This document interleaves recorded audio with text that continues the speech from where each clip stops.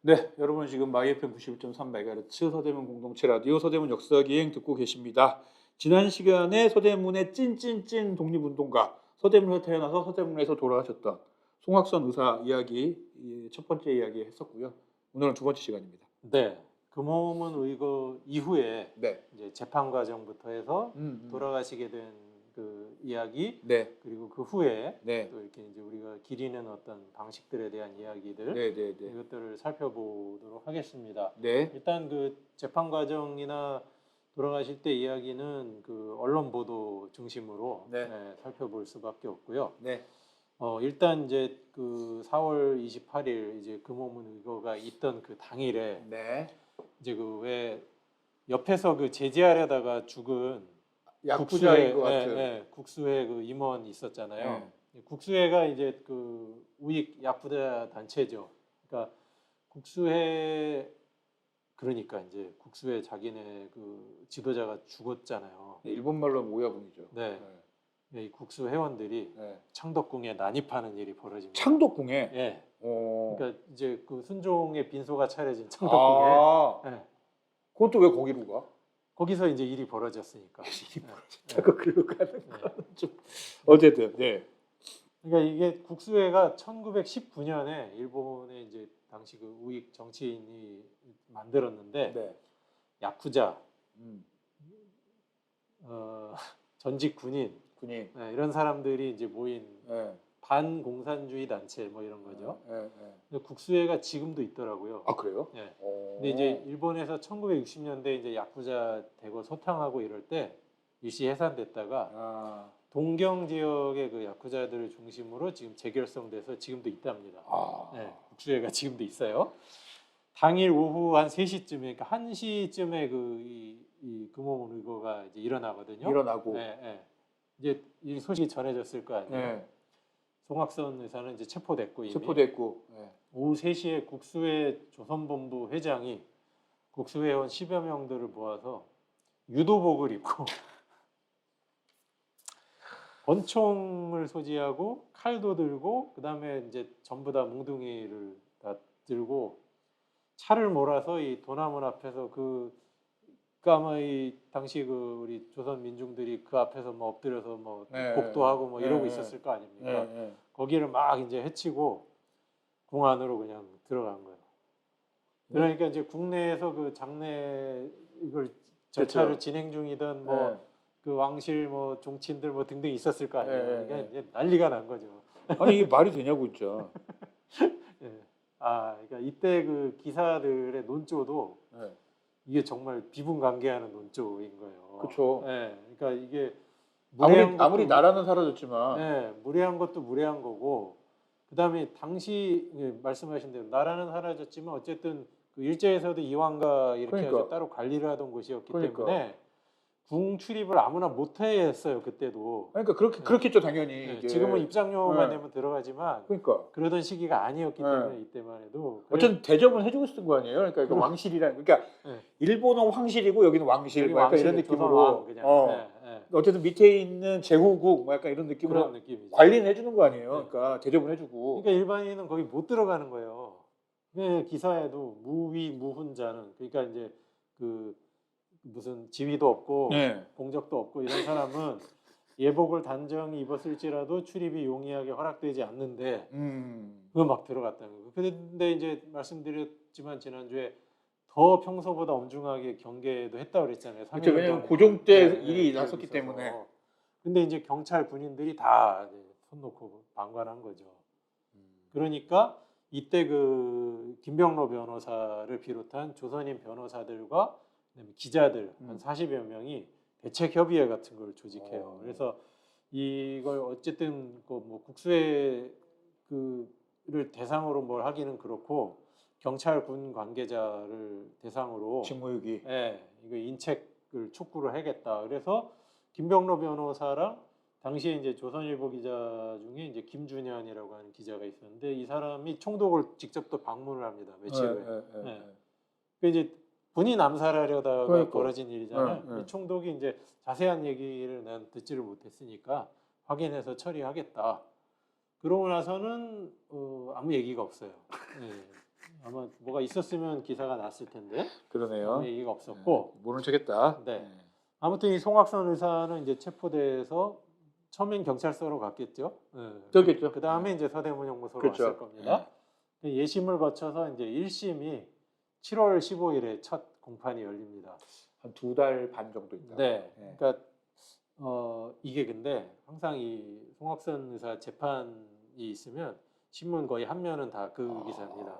그러니까 이게 관심이 굉장히 뜨거운 사건이어서 아마 그 1심 기일도 이제 조금씩 늦추면서 7월 그렇겠죠. 15일로 잡은 것이고 오전 11시가 공판인데 아침 7시부터 방청객들이 몰려들어서 난리가 났었답니다. 수천 명이 몰려왔었대요. 그러면 또 이제 선착순 아니면은 이제 추첨 뭐 이렇게 해서 나눠주는 방식. 그래서 이제 2심 때는 방청권을 따로 네, 배부를 그러니까. 합니다. 근데 어쨌든 1심 때는 그런 게 없었는데 사람이 이렇게 몰려드니까 경찰이 출동해서 해산시키고 막 혼잡스러운 상태에서 이게 이제 재판이 열리는데 변호사가 3사람이 등장하는데 그 중에 한 2사람 정도는 뭐 대충 어떤 사람인지 잠깐 소개는 할 수 있을 것 같아요. 네네. 한 분은 이제 이인 변호사라고. 이인. 네. 이분은 이제 당시에 김병로 변호사 등과 함께 이제 민족 변호사로 유명했던 분입니다. 그래갖고 요때 이제 순종 장례 때 또 60만세 운동도 벌어지잖아요. 그렇죠. 요 사건의 변호도 맡았고요. 그럼 1심과 이 사건 사이에 60만세 운동이 있었던 거죠? 있었던 거죠. 그렇죠. 네. 60만세 운동 변호도 이분이 맡고 나중에 이제 안창호 선생이 이제 장기 투옥되게 되는 수양동우회 사건도 이분이 변호를 맡고, 그러니까 독립운동 관련 사건에 무료 변호를 많이 했던 것 같아요. 그리고 이인 변호사가 해방 후 초대 법무부 장관. 김병로 변호사는 초대 대법원장이 되고, 맞죠, 그렇죠. 이인 변호사는 초대 법무부 장관. 김병로 변호사가 그 누구 할아버지잖아요. 김종인 그러니까 그 지금 지난주 말에 또 저쪽 그 공천관리위원장으로 가셨죠. 개혁신당 이쪽에서 네, 그 항상 뭐 약간 직업이 공천관리위원장 같은 느낌이신가 네, 비대위원장 느낌이신 분의 할아버지. 참 그것도 참 제주입니다. 큰 제주다 싶습니다. 능력이고 많이 어른한테 좀 죄송한 네. 표현이지만. 네. 그 두 분은 그렇고. 그러고 이제 아무튼 그랬고. 네. 그다음에 이제 송본이라고 하는. 송본. 네. 근데 이제 이게 그 일본인 성이에요. 그러네. 마츠모토. 송본. 마츠모토. 저는 이걸 어떻게 읽나 하고 한참 검색을 했어요. 마츠모토. 마츠모토 뒤에 정관이었고 마사히로. 그러네. 마츠모토 마사히로 변호사인데 이분의 이름이 계속 등장해요. 30대까지도.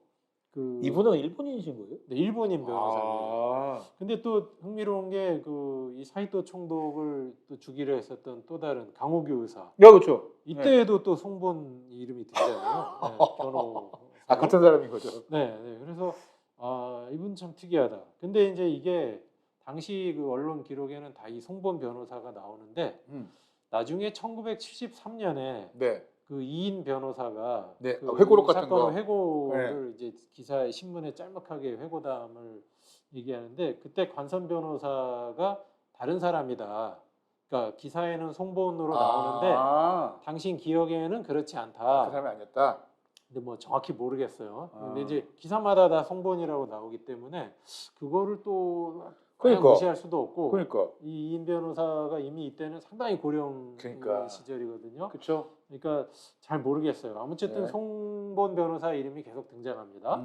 등장하고 그렇게 해가지고 이제 변호인들이 꾸려지고 여기서의 이제 송학선 의사의 기본 입장은 익히 이제 우리가 알고 있는 바와 같습니다. 이제 재판장이 그 사진관에서 서양 그 단도를 왜 가져왔느냐, 목적이 뭐냐, 혹시 뭐 강도 뭐 이런 계획이 있었냐, 그런 거 아니다.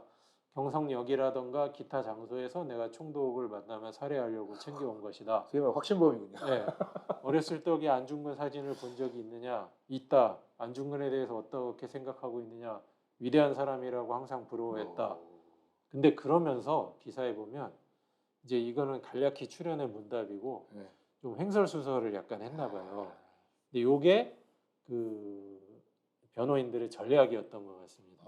이 기사에 뭐라 하냐면 피고는 얼빠진 사람과 같이 대답을 이렇게 하였다 저렇게 하였다 하며 용이하게 그 요령을 얻기 어려웠다. 거사 당일 중상을 당하고 그러니까 네. 이제 네. 경찰들이 맞았으니까, 격투를 잡히면서. 했으니까 네. 네. 경찰서 등에서 철창 생활을 한 까닭에 정신을 잃은 것은 아닌가 한다. 이게 기자의 기자의, 표현이고 네. 변호인들이 정신 이상을 주장합니다. 네. 이인 변호사가 정신 이상을 주장하면서 정신 감정을 신청을 해요. 그러면서 이제 때때로 놀라면 무정신 상태에 빠져 물불을 가리지 못하니 정신 감정을 신청합니다. 그러니까 재판장이 묻습니다. 그 피고에게. 그러니까 송학선 의사도 가끔 몹시 놀라면 무정신 상태에 빠진다. 이렇게 대답을 했는데 이게 각하돼요. 정신 감정 신청이 기각됩니다. 그리고 이제 변호인들의 전략은 총독으로 오인한 것이니 네. 단순 상해 및 상해치사. 그러네. 네, 그 이상을 적용하는 것은 곤란하다. 이게 이제 변호인들의 전략인데 검사의 논리는 살인, 그다음에 살인 미수, 그리고 총독 암살을 의도했으니 이거는 이제 국헌문란이다. 사형을 구형을 합니다. 검사의 논리는. 미수인데? 그래서 이제 7월 23일에 이제 그 선고 공판이 열리는데 이때 이제 사형이 언도됩니다. 네. 근데 송학선 의사는 이제 꽤 태연자약했다고 그래요. 이때도 기사에 보면. 그러고 이제 2심 재판 네. 이제 넘어가는 당연히 항소를 하는 거죠. 네. 항소심이 10월달에 이제 열리게 되는데 이때 이제 아까 말씀드린 것처럼 방청권을 발행을 해요. 방청권 이제 발행하고. 근데 뭐 그거 발행한다고 해서 또 안 가겠습니까? 사람들이 또 밖에 그러니까 밖에 법정 밖에 굉장히 이제 혼잡했다고 하고 네. 방청권 얻은 사람만 입장시켜서 그 100여 명이 이제 빼곡히 재판정을 채웠다고 하고 경비는 뭐 말할 거 없이 그렇죠. 사망했고요. 네, 사망했겠죠. 법정 내에 그러니까 심지어 그 경찰 인력 배치한 것도 모자라서 그 기사 표현에 의하면 정식 명칭인지 모르겠는데 경관 강습소에 그러니까 아마 경찰로 이제 훈련 받고 있었던 연수원 같은 뭐 그런 거겠죠. 경부보 50여 명이 그 법정 안에 들어와 있었고 헌병들도 이제 있었다. 네. 그러니까 아무튼 이게 굉장히 뜨거웠어요. 관심이 뜨거운 재판이. 네. 근데 여기서 송학선 의사가 진술을 다 번복해 버립니다. 어떻게? 들어보세요. 네. 총독 암살 계획이 아니라 네. 이거 이제 순종 사망으로 장래 인파가 몰려들 것을 예상하고 거기서 과일 장사를 하러 간 거다. 네. 그리고 칼도 과일 장사에 쓰려고 내가 가져갔다. 과도다, 과도. 네, 과도용으로.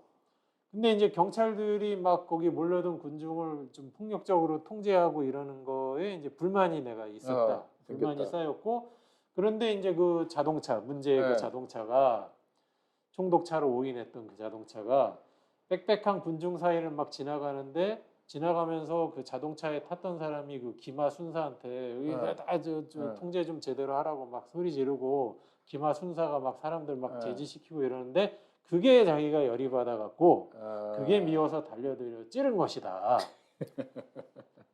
완전히 이렇게 번복을 해버려요.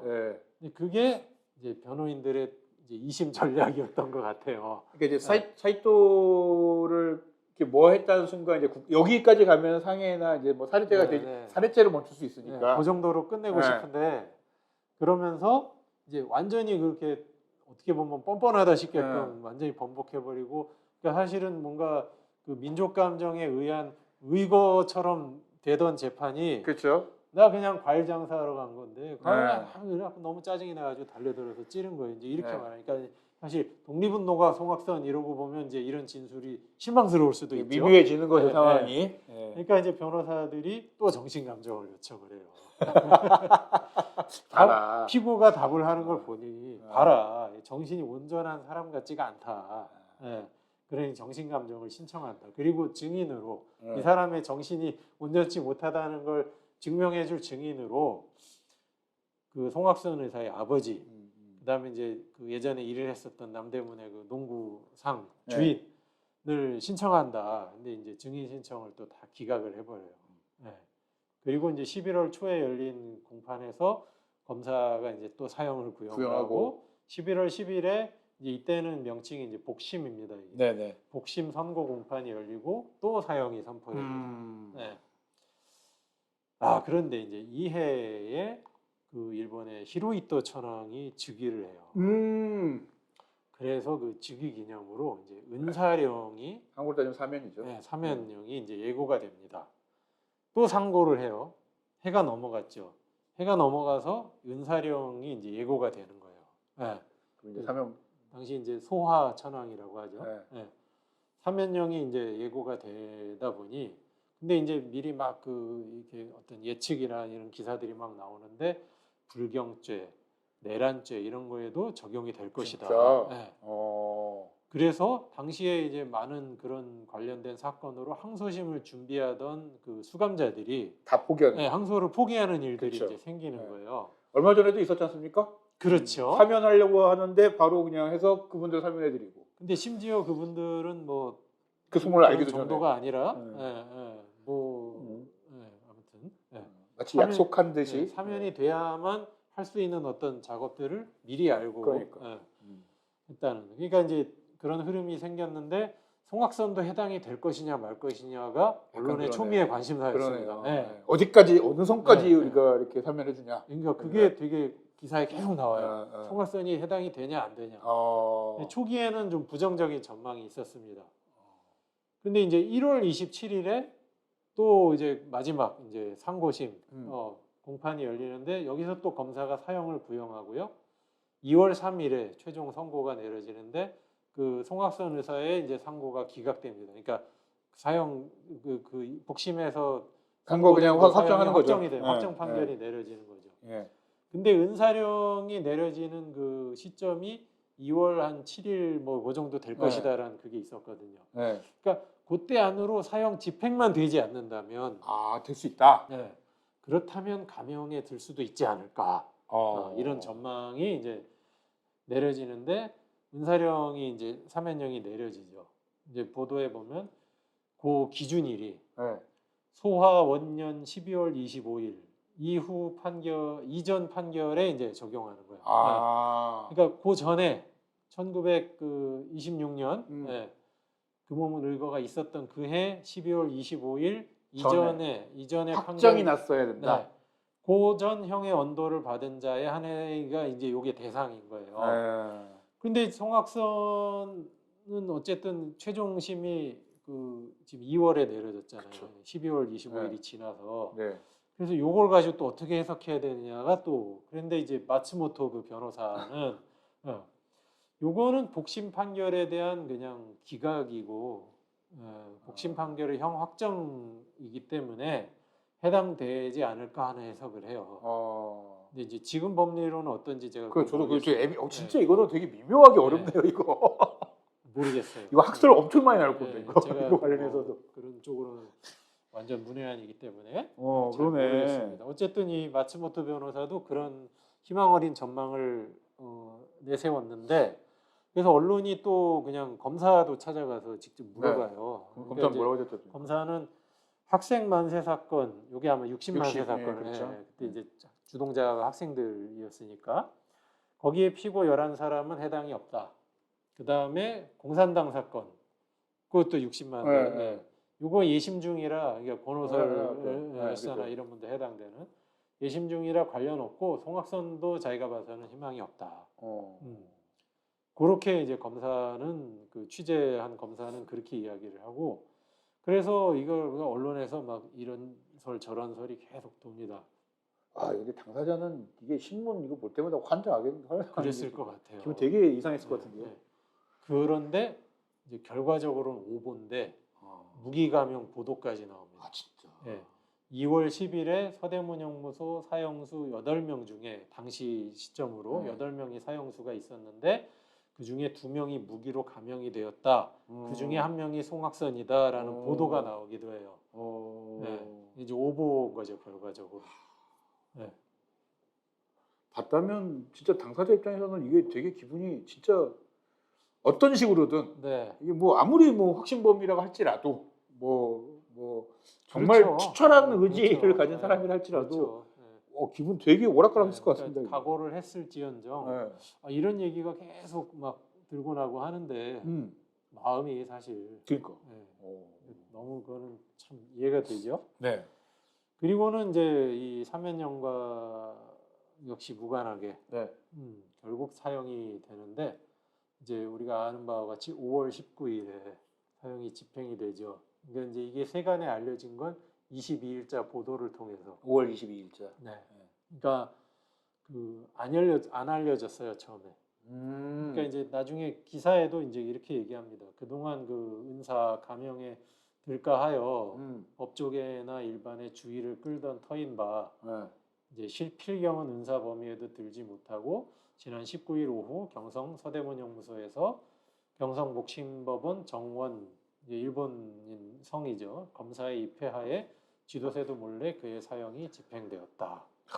재판소 당국에서는 요거를 이제 공개적으로 발표하는 것을 이제 꺼렸을 것이다. 왜냐하면 이제 이게 관심이 많은 사건이기 때문에 그러니까 구치소 측에서나, 그러니까 형무소 측에서나 아마 이게 알려지는 거를 꺼렸을 것이고, 그 이제 기사에 따르면 19일 오후에 이제 사형 집행이 되고 20일 오전에 집에 이제 따로 알려주고. 통보가 갔다는 거예요.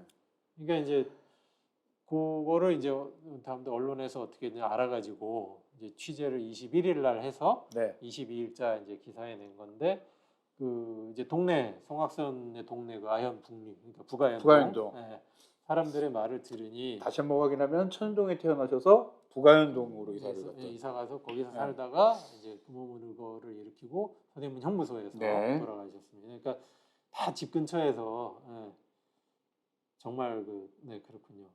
20일 오전 10시경 서대문 형무소로부터 연락을 받아서 경관의 경계하에 대현리 화장장에서 화장을 마치었다더라. 근데 대현리라는 게 어디냐면 그 지금 이화여대에 있는 동네입니다.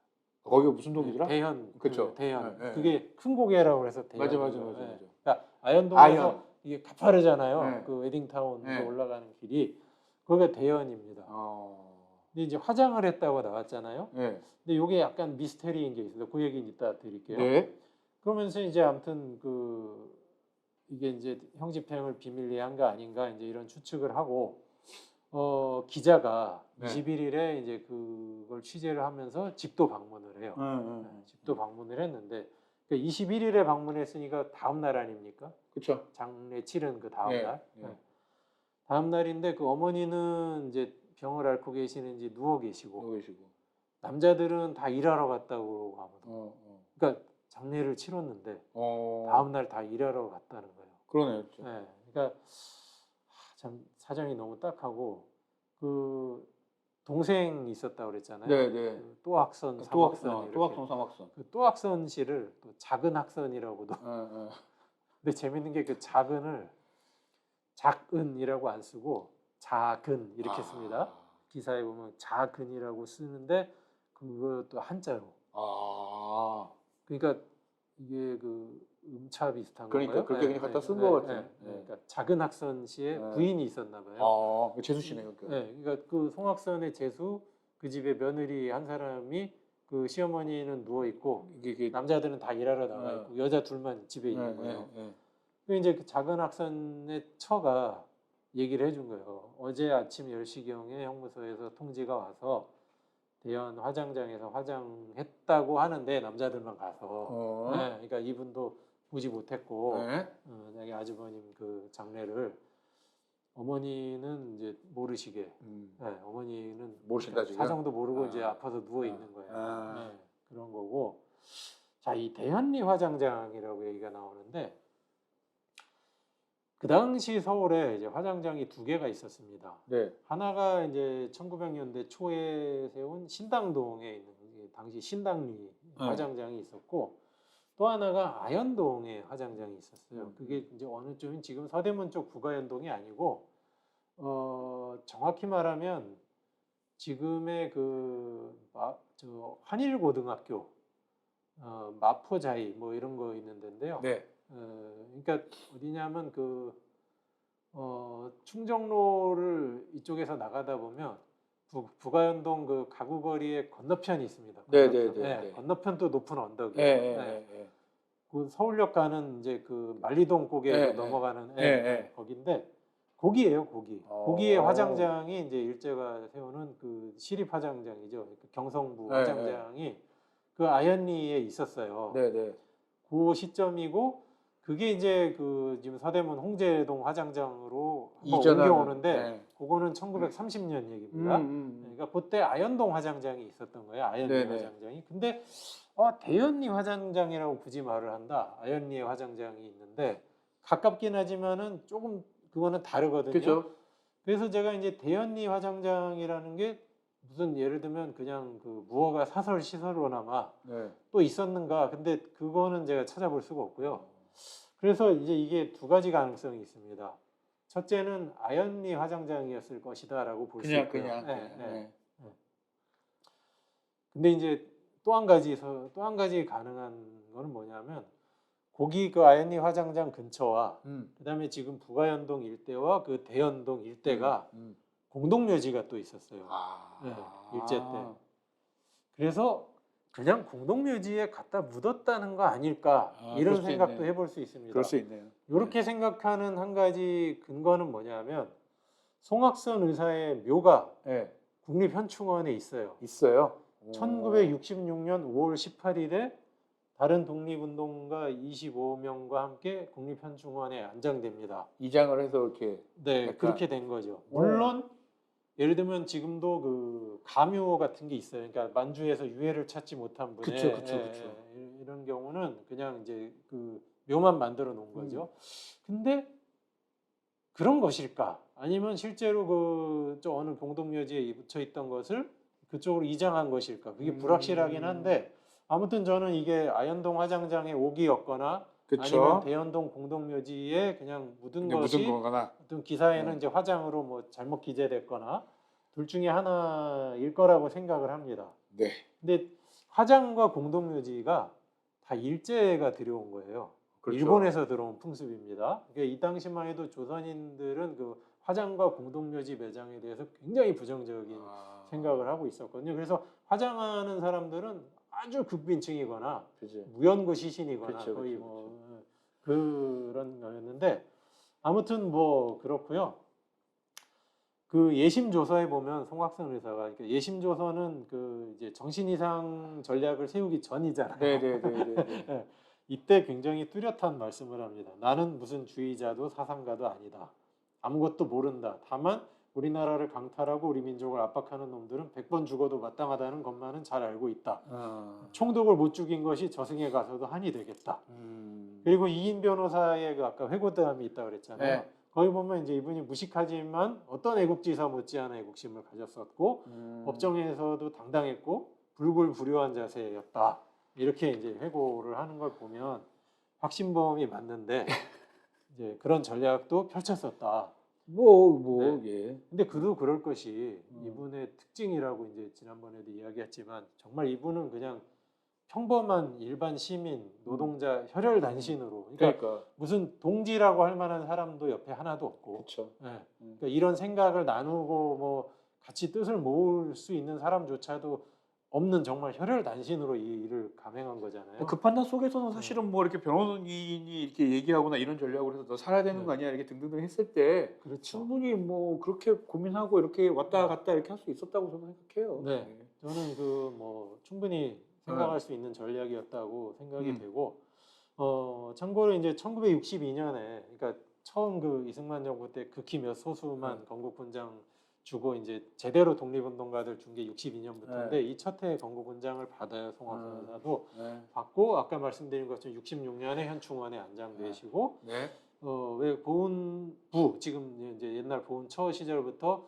매년 그 이달의 독립운동가를 발표하잖아요. 2002년 5월 이달의 독립운동가 했고 참고로 그 1935년에 그 당시에는 이제 총독이 바뀌어서 우카키라는 총독이 있었는데 이 총독을 암살하려고 폭탄을 제조하다가 발각된 또 청년 노동자가 있어요. 또 일반인입니다. 조 안득이라는 폭탄을 제조하다가 쓰지 못하고 발각됐는데 미수. 근데 이 조안득 이분의 그 저기 증언도 안중근, 송악선처럼 되고자 했다. 뭔가 이렇게 계보가 네. 안중근 송악선이 되는. 그러니까 송악선 의사가 사실 그 정말 우리가 보기에도 지금도 굉장히 정말 독특한 이력. 그렇죠. 근데 당시에도 사람들에게 미치는 영향이 사실 컸다. 꽤 있었다라고 우리가 볼 수가 있을 것 같습니다. 네.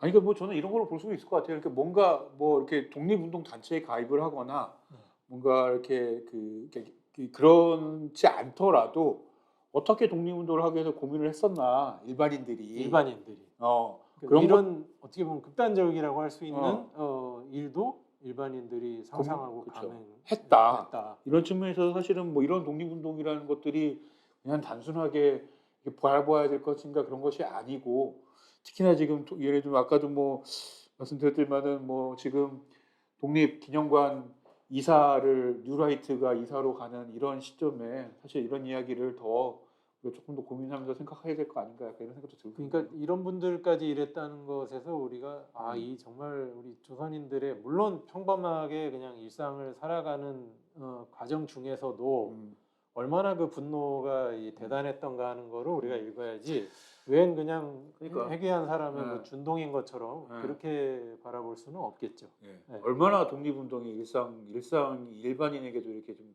뿌리 있게 있었나에 대해서 좀 생각할 수 있어서 좋았고 이 분이 서대문구 주민이었다는 거 한 번 더 생각해 보면 좋을 것 같습니다. 네. 지금까지 서대문의 찐 독립운동가 송학선 의사에 대한 이야기를 했고요. 마무리는 1992년 2월 29일부터 3주 동안 빌보드 차트 1위를 했던 미스터 빅의 To Be With You 들으시면서 서대문 역사기행 마무리하도록 하겠습니다. 지금까지 황원이었고요. 네, 박정수였습니다. 감사합니다.